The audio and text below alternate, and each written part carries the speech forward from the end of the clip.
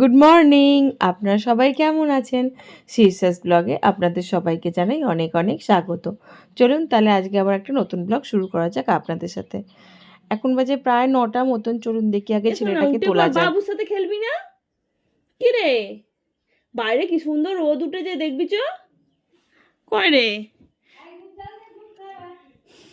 এ পচা বাবা, কিটা বাবু? বাবু উঠে পড়েছে কখন? কি করবি? যাবি তো ওঠ, উঠে পড়ো সোনা ছেলে, উঠে পড়ে। এ দেখুন, ও উঠে পড়েছে। উঠেই প্রথমেই বুড়ি পিসির কাছে গেছে।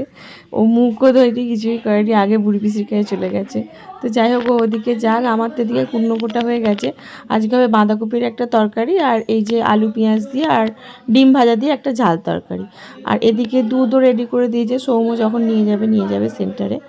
আর এদিকে আমার ভাত ফোটানোও হয়ে গেছে, ভাত ফুটিয়ে বন্ধ করে দিয়েছি। আর এইদিকে এই প্রেসারে আমাদের কিষেনদের ভাত হয়ে গেছে। আজকে 4 জন কিষেন হবে, তো ওই জন্য প্রেসারেই ওদের ভাত হয়ে গেছিলো। তো চলুন এবার আমি বিছানাটা গুছিয়ে নিই। এই বিছানা গুছানো শীতকালে একটা বিশাল বড় কাজ। ছেলেকে খাইয়ে দিয়েছি, আর ছোটো কাকিমণিরা এলে তো ছেলেটা ওদের দিকেই থাকে সবসময়, আমার কোনো হেডেকই থাকে না। ওই শুধু খাওয়ানো, চান করানো, ঘুম পাড়ানো ছাড়া বাকি টাইমটুকু সবসময় ও ওদের দিকেই থাকে। তো ওই ছোটো কাকিমণিরা চলে গিয়ে ও যদিও খুব মিস করে ওদেরকে, বা আমাকেও অনেকটা চোখে চোখে রাখতে হয়, কিন্তু যে দিনগুলো ওরা আসে, আসলে মাঝে মধ্যেই আসে। ছোটো আসলে মেয়েটার পরীক্ষা মিটে গেছে, তো ওই জন্যই এবারে 2 দিন এসে আছে, না হলে বেশি দিন থাকে না। হয়তো রবিবার আসে, সোমবার চলে যায়, এরকমই করে। তো যাই হোক, আর এবারে এসে বেশ মাঝখানে 2 দিন পেয়েছে আসলে অনেক দিন পর। সেই ওরা কালী পুজোর সময় এসেছিলো, তারপরে মাঝখানে ভাইফোঁটা এসেছিলো, কিন্তু ভাইফোঁটায় তো আর আমিও ছিলাম না। তো ওই জন্য আমার ছেলে আর কি ওর পিপিকে পায়নি। তো ওই জন্য অনেক দিন পর এসেছে, আবার ও খুব খুশি, মানে সব পিপি দিব্যাই সবাইকে পেয়ে। তো ওই জন্য ও ওদিক থেকে আর মোট কথা এদিকে আসবেই না, সারাক্ষণই ওদিকে, মানে ওকে খাওয়ানো চান করানোটাও এখন কষ্টকর হয়ে গেছে। তো চলুন, বক বক করতে করতে আমার মোটামুটি খাট ঝাড়াও হয়ে গেছে। চলুন দেখি এবার আবার একটু রান্নাঘরে যাই। এই যে এদিকে মা সবে বাঁধাকপিটা চাপাচ্ছে, আর এখানে বুড়ি পিসি একটুখানি আদা রসুন ছাড়িয়ে দিচ্ছে। আর এদিকে আমি ততক্ষণ সৌম্যর টিফিনের জন্য রুটিটা করছি। রুটিটা চলুন আগে বেলে নিই, তারপর আবার রুটিটা করে একবার ছাদে যেতে হবে। হ্যাঁ, ঘুটে দিয়েছে এখানে, দেখ না, ওই জলে বৃষ্টিতে ভিজে গেছিল তো। এবার বাইরে তো দেওয়া যাবে না, কারণ ধান শুকুর দেবে, ধানও তো সব জলে ভিজে গেছে আমাদের, বুঝেছিস তো। অর্ধেক ধান আবার কাটা হয়নি, সব মাঠে পড়ে রয়েছে এখনো ধান, ওই জন্য কি না।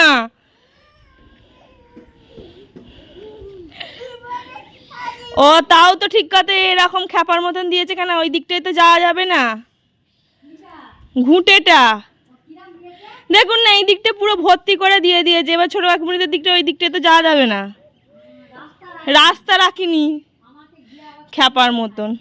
এদিকে দেখি কি গাছে ফুল ফুটেছে।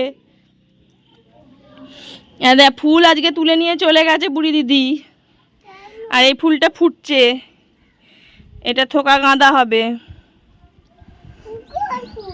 গাছগুলো সব বৃষ্টির জল পেয়ে একদম প্রাণ ফিরে পেয়েছে মনে হচ্ছে। কয় ফুল ফুল তুলে নিয়ে চলে গেছে বুড়ি দিদি, বুঝলি। আমি বললাম যে ফুল ছাদে এসছেন যখন তুলে নিয়ে চলে যান। কি না, এই ফুলটা যখন ফুটবে তুই তুলবি, ঠিক আছে? খুশি কেন?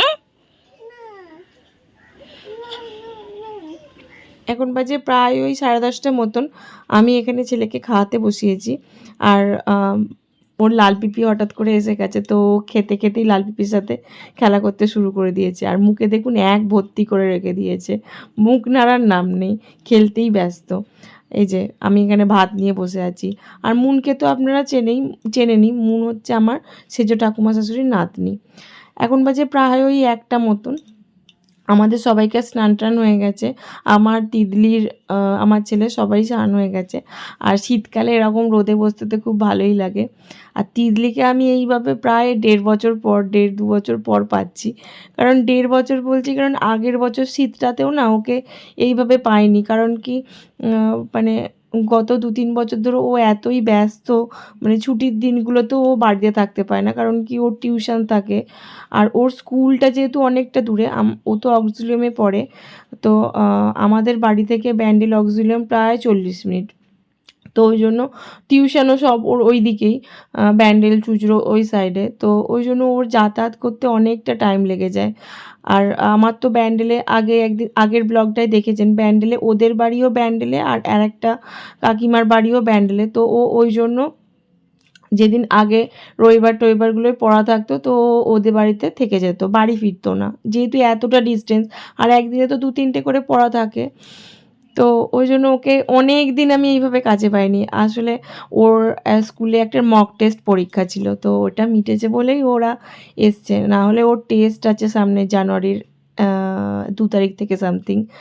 তো যাই হোক, ওই জন্য অনেক দিন পর বসে এইভাবে গল্প করছি। আর আমার ছেলেও দেখলাম কিছু বিরক্ত করেনি, মানে আমি যে ওকে এইভাবে কোলে নিয়ে বসে আছি ও কিছু করেনি। আসলে ও তো অনেক দিন পর ওর পিপিকে পেয়েছে, আর ও তো জানেনি ওর পিপি অন্ত, মানে পিপি দীপ ভাই অন্ত একদম প্রাণ। তো ওই জন্যই হয়তো কিছু বলেনি। আর এই যে ওই জন্য আমরা এখানে এত বকবক করছি, আর আমার ছেলে ওখানে আমার ছেলের মতন করে খেলা করতে ব্যস্ত। দেখুন ওইখানে ধানগুলো শুকুর দেওয়া আছে, ওকে কে ওস্তাদি মারতে বলেছে, ধানের মধ্যে পা ফেটে যায় বড্ড বেশি। এখন বাজে প্রায় ওই সন্ধ্যে 6টা মতন। এই কেকটা ওর বাবা কালকে এনেছিল, তো ওই জন্য সন্ধেবেলা নিয়েই এটা বসে পড়েছে যে ওই কেকটা আগে ওর চাই। ও ওদিকে কেক নিয়ে বসেছে। আর এগুলো তো সকালবেলা দেখলেনি বুড়ি পিসে সব ছাড়িয়ে দিয়ে গেছে, আর আলুটা আমি শুধু ছাড়িয়ে পিস করে নেবো।